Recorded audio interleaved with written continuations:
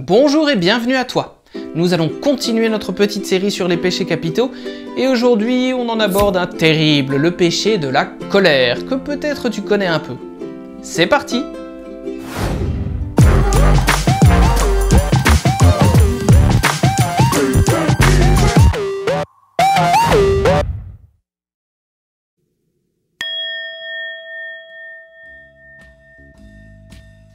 La colère est un excès qui peut être avec des mots, insultes, gros mots, cris, ou avec des gestes. Impatience, regard, soupir. La colère est violente. Alors c'est vrai qu'elle n'est pas toujours un péché, puisqu'il peut y avoir des colères justes, comme Jésus chassant les marchands du temple par exemple.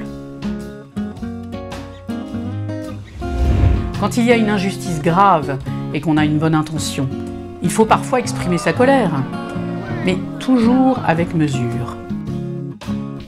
Mais le plus souvent, la colère est au contraire un débordement incontrôlé et destructeur.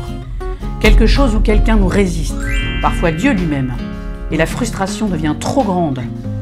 Alors on pêche quand on va blesser l'autre jusqu'à parfois vouloir le détruire.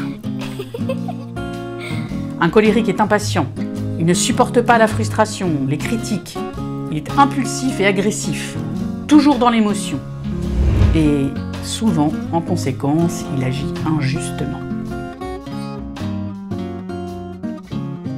Alors la première chose pour lutter contre le terrible péché de la colère, c'est d'abord de s'éloigner un peu. Il faut carrément se lever dans certains cas et partir pour aller reprendre son souffle et sa respiration. L'important c'est de retrouver son calme pour les autres et puis s'entraîner à être un peu moins impatient aussi. Parce qu'on se met souvent en colère parce qu'on veut tout de suite et tout le temps. Mais ça n'est pas possible. Pour éviter de trop se mettre en colère, on peut aussi se mettre un peu à la place de l'autre. Se dire mais comment souffre-t-il, comment souffre-t-elle de mes propres colères? Et puis enfin, souvent demander pardon parce qu'on s'est mis en colère et apprendre soi-même à pardonner les autres, ceux qui nous font nous mettre en colère.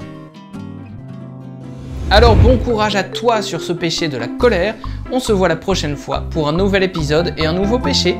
À bientôt!